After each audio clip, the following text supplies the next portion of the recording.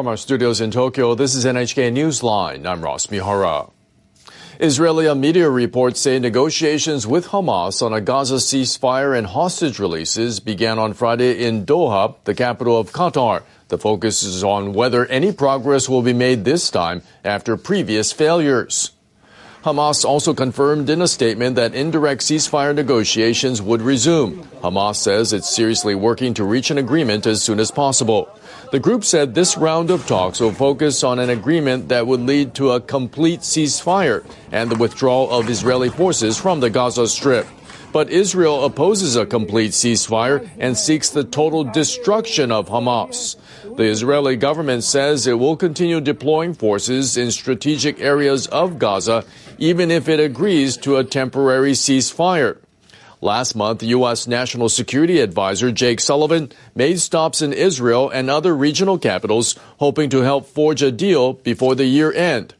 Israeli media reported on Saturday that there are significant differences in opinion between the two sides. One of the key issues of contention is the process for releasing hostages.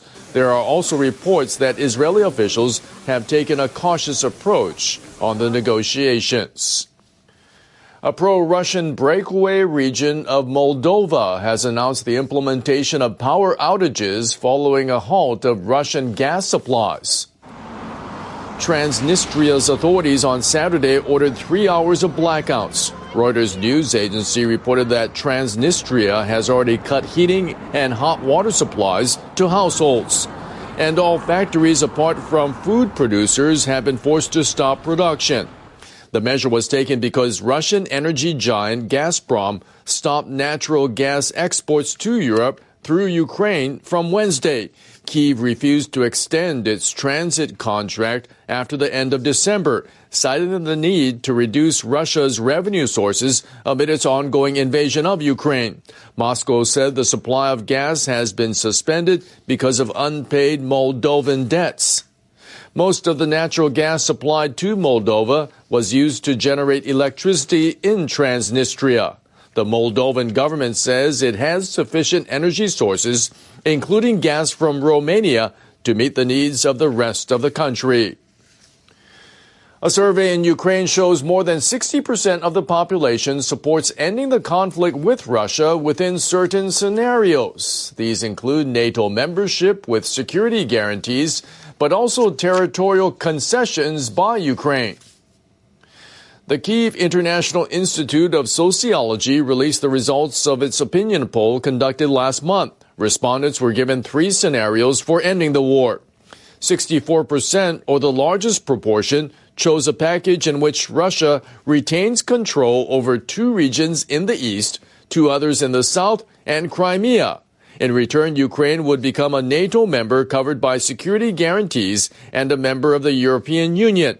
Opinion was strongly divided. 21% said the package was completely unacceptable. In order to achieve peace as soon as possible and preserve independence, 38% of respondents accepted that Ukraine may have to give up some of its territories. That's the highest since the first poll was taken in May 2022. 51% said under no circumstances should Ukraine surrender any of its territories, down 7 percentage points from the previous survey in October. The institute said Ukrainians emphasize their priority is to obtain security guarantees that will make future Russian aggression impossible. The foreign ministers of Germany and France have visited Syria almost 1 month since the collapse of the administration of President Bashar al-Assad. They were representing the European Union and pledged to help the Syrian people build a democratic nation. Annalena Baerbock and Jean-Noël Barrot met for talks with Ahmed al-Sharaa. He heads the group that is leading the interim government. The European Union will do everything to help that the future will be a free one and a safe one for everybody. Baerbock says that lifting economic sanctions imposed by Western countries would require guarantees that the rights of minorities and women are safeguarded. The remark apparently reflects the EU's desire to build relations with the interim government to avoid rising tensions in the Middle East and eliminate the influence of Russia, which backed the Assad administration. Meanwhile, the Syrian Observatory for Human Rights says clashes between Turkey-backed militants and Kurdish forces have continued in the northern part of the country. The group says more than 200 people, including civilians, have died in the latest round of violence. A court in the state of New York says it will sentence U.S. President-elect Donald Trump for his hush money conviction on January 10th, ahead of his inauguration. Trump was convicted last May for falsifying business records to cover up payments made to an adult film star. He became the first person to have served as U.S. president to be convicted of a crime. The court had postponed the sentencing, citing a possible impact on Trump's presidential election campaign. It also considered the request by Trump's defense lawyers to cancel the verdict. However, the sentencing date was announced in a written decision on Friday. Trump is all but certain to avoid jail time. In an unusual move, the court announced in advance its inclination to not impose any sentence or incarceration. The court also said it will allow Trump to appear either in person or virtually. U.S. media say Trump's defense lawyers may try to stop the sentencing, and it could be postponed until after he has completed his new term.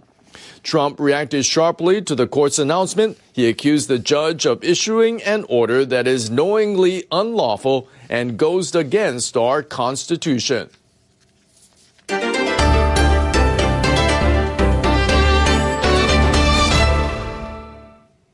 Japanese weather officials are calling on people returning from their holidays in northern Japan to brace themselves for traffic disruptions. The warning comes as record amounts of snow pile up.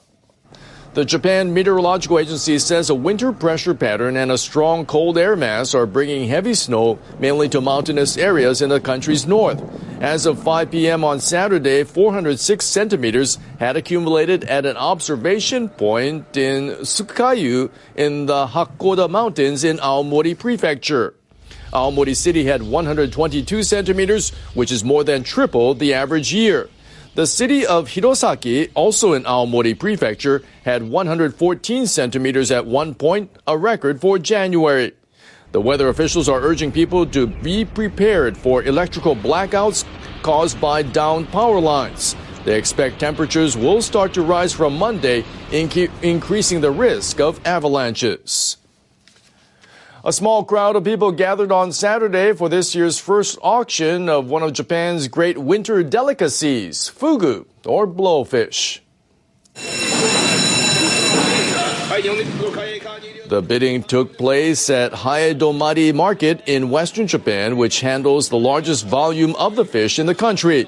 Buyers and brokers negotiate deals in a traditional style by grasping each other's fingers inside a cloth sleeve to conceal their bids. About 9.5 tons of blowfish were put up for auction. The highest bid was 18,000 yen, or about $114 per kilogram. That was 2,000 yen higher than last year. We'd like people across the country to enjoy the taste of delicious blowfish that are carefully selected and processed with trustworthy techniques. Chefs in Japan must have a license to prepare fugu, which contains a potentially lethal poison in its organs. Those were the stories for this hour.